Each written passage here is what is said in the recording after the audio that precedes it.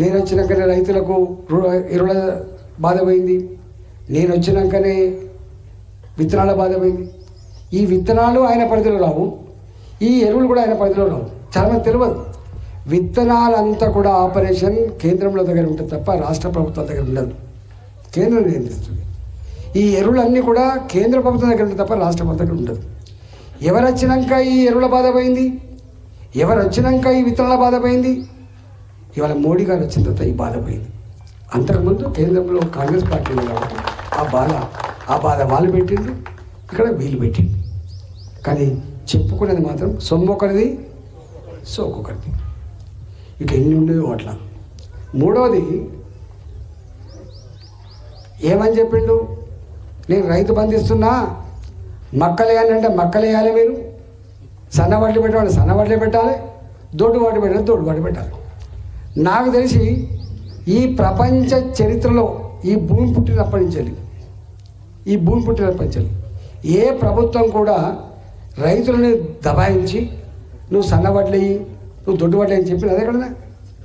రైతు ఏది వయబిలిటీ అయితే ఆయన భూమిలో సౌడు భూమి అనుకోండి వరే పండుతుంది, సౌడు రాగడి బక్క రాగడి.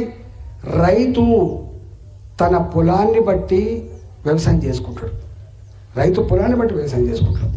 రైతు పండిన పంటకు మంచి ధర వస్తే దాన్ని పెట్టుకునే ప్రయత్నం చేస్తాడు.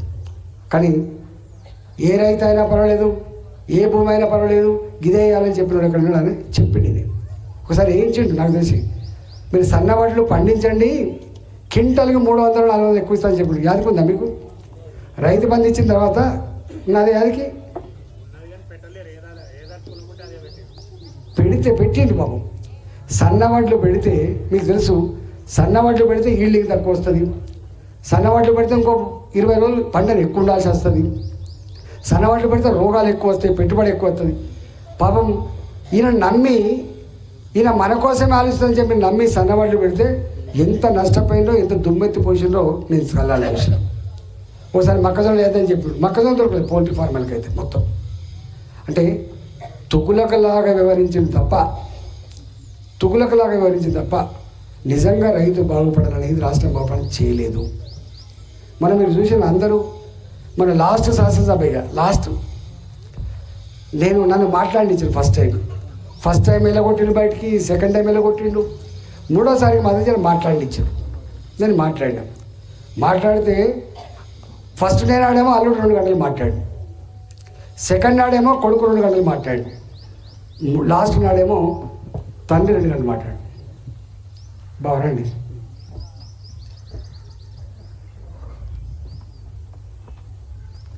వెంకరెడ్డి గారు మా బావగారు వారు. అయితే 2 గంటలు మాట్లాడితే ఏం మాట్లాడి చూసిరా, అన్నిట్లో నంబర్ 1 తెలంగాణ, అంతేనా? అనలేదా? నేనన్నా నువ్వు అన్నిట్లో నంబర్ 1 అంటాను కానీ ఒక్క దాంట్లో చెప్తలేవా, అప్పుల్లో కూడా నంబర్ 1 తెలుసా అని చెప్పాను. నేను అప్పుల్లో కూడా నంబర్ 1. నా కరీం కూడా చౌరస్తాల ఏ ఆదాయం లేకుండా, గుంటడు భూమి లేకుండా, ఎవరైనా బిక్కుమంటూ బతికేటువంటి పేదోడికి కూడా కంకులు అమ్ముకుంటోళ్ళ మీద, చేపలు అమ్ముకుంటోళ్ళ మీద, కూరగాయలు అమ్ముకుంటోళ్ళ మీద 1,25,000 అప్పుడు అనే విషయం తెలియదు ఎవరికి.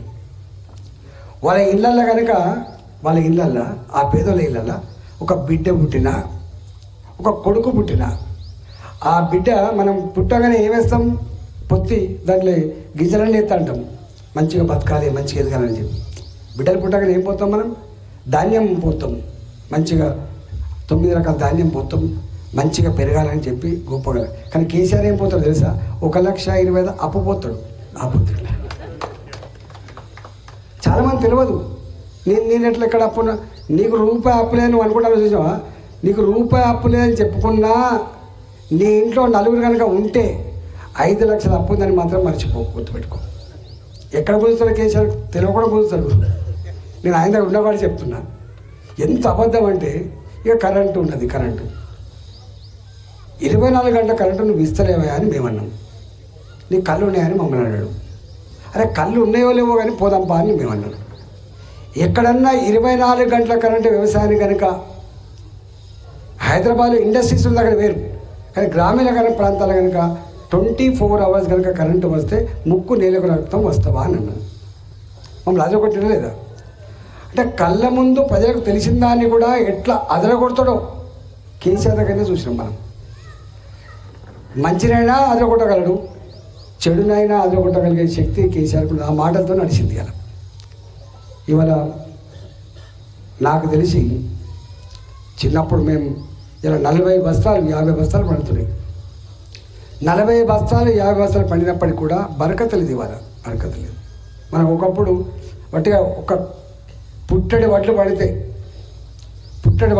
ఓ గొప్ప చెప్పలేదు. పుట్టడి వడ్లు పడినని చెప్పి దానికి బంతులు కొట్టి రాసులు పోసి పొత్తి పోసి దాని మీద నక్క పెట్టి అందరికి పంచంగా కమ్మరులకు కుమ్మరులకు సాగలు అందరికి పంచంగా తెగమాదిగా పంచంగా తెచ్చుకుంటే సంబరంగా ఉండేది. కానీ ఇవాళ 4 పుట్ల వడ్లు కాదు 5 పుట్ల వడ్లు పండినా ఎందుకు బరకత లేదు? అలా ఎందుకు బరకత లేదు? దానికి అనేక కారణాలున్నాయి. ఈ మధ్య మీకు తెలుసో తెలియదు, మోడీ గారు ఈ మధ్యలో ఏమాలోచింది తెలుసా? ఈ ఎరువుల బాధ ఏంది, పెట్టుబడులు ఏంది, కథ ఏంది, అసలు ఒకప్పటి వ్యవసాయం ఏంది అని చెప్పి మళ్ళీ పాత పద్ధతులు కొన్ని అయినా మనం ఆచరించకపోతే ఈ దేశంలో రైతు బాగుపడని చెప్పి భావించి మళ్ళీ మన కొత్త డైరెక్షన్ని ఇవ్వబోతున్నాడు. కానీ ఆ డైరెక్షన్ ఇంత తొందరగా అమలు కాకపోవచ్చు, కానీ ఆలోచన మాత్రం చేస్తున్నాడు. మళ్ళీ గ్రామాలలో ఇవాళ మీరు అంటున్నారు ఎంత మేరకి నువ్వు ఏదైనా చూడు. ఇప్పుడు మా వెంకరెడ్డి భవన్ ఏమో ఆర్గానిక్ మాన్యూర్ రోగం రాని క్యాన్సర్ రాని అని వాళ్ళు అంటారు చూసినావా?